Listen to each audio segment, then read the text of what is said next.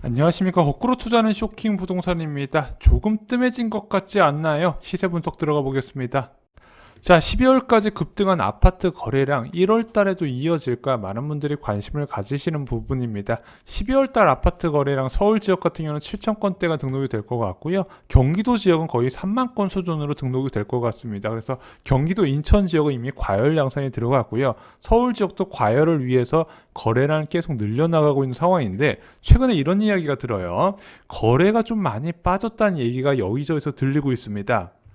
전국적으로 전세 가격이 오르면서 매매 가격 급등과 패닉 바잉을 불렀는데 이것이 1월 들어서면서 좀 완전히 좀 주춤해진 것 같다. 그 원인 두 가지가 이야기가 나오고 있는데 첫 번째는 과거에 비해서 전세 매물이 좀 늘어나면서 그나마 좀 전세 시장에 숨통이 트이는 듯한 모습이 보인다는 부분, 두 번째는 증시로 지금 너무 많은 자금이 들어가면서 자, 사람들이 내 집 마련하지 않고 주식 사는 거 아니냐 이런 이야기가 나오고 있습니다.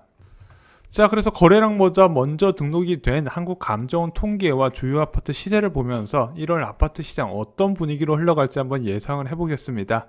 자, 우선 규제가 강화된 지방 지역은 상승이 눈에 띄게 둔화되는 모습이 나타나고 있습니다. 자, 2월 14일 날 0.38%였던 상승률은 0.25%까지 줄어들었어요. 일단은 조정 대상 지역으로 대부분 묶이다 보니까 아무래도 투자 수요 이탈이 가장 큰 원인이다. 그래서 일단은 이것만으로 주택 가격이 하락하는 거 아니냐? 그렇게 보기엔 좀 어려운 부분입니다. 전세 가격 급등과 매매 실수요 증가 부분 그리고 저금리 상황이 맞물려졌기 때문이죠.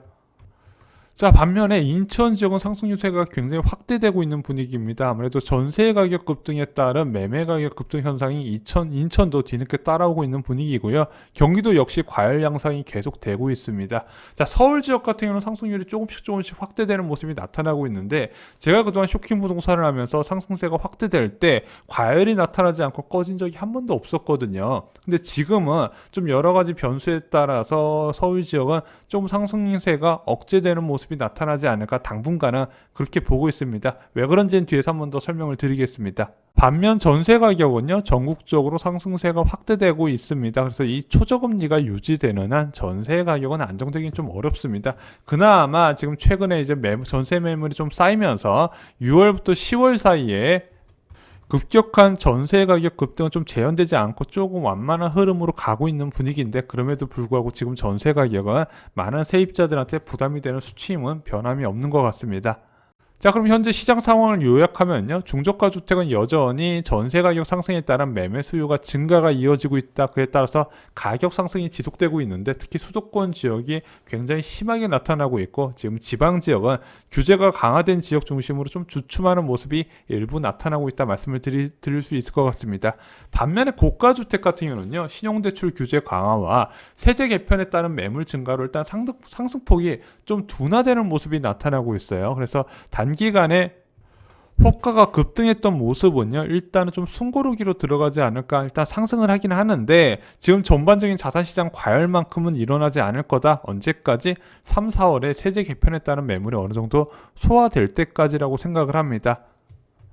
문제는 그 세제 개편에 따른 매물이 소화되고 나면 그 다음부터는 어떻게 될 것인가 또 불안할 가능성이 있다고 저희가 많이 말씀을 드렸죠.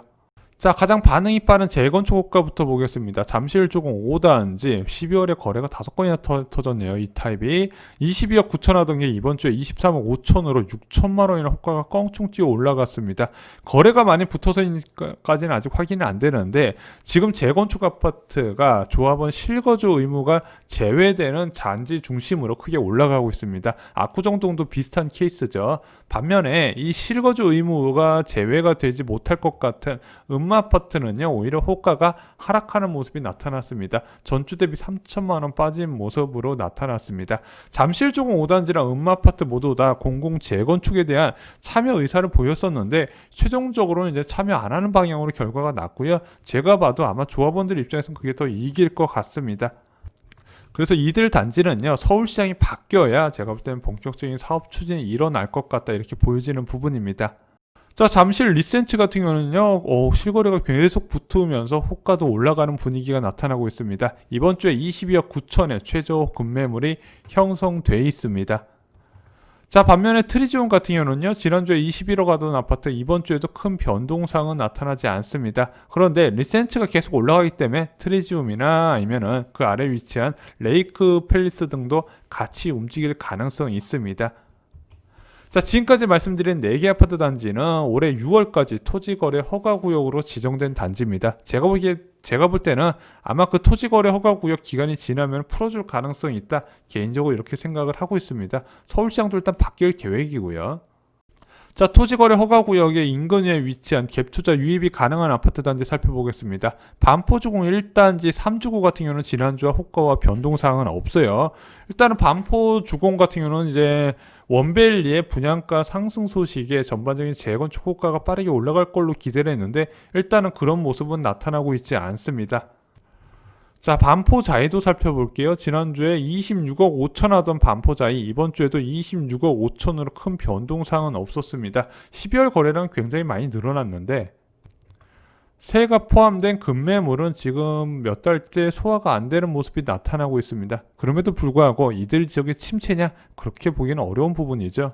자, 잠실 파크리우도 살펴보겠습니다. 전용 84제곱미터 20억으로 지금 여의도 한 2달 가까이 호가가 유지되고 있는데 이번 주에 2천만 원 하락한 모습이 나타났습니다. 여의도 체제 개편에 따른 매물이 서서히 출현되는 것 같아요. 급매물 말고 로얄동 로얄층 매물도 급매물이 조금씩 나타나고 있는 분위기입니다. 이게 금방 소화되냐 안 되냐에 따라서 가격 변동세가 나타날 가능성이 있는데 지금 같은 분위기에서는 제가 볼 때는 급격한 하락까지 이끌 요인은 아니라고 생각합니다. 규제와 저금리가 붙으면 저금리가 이기더라고요.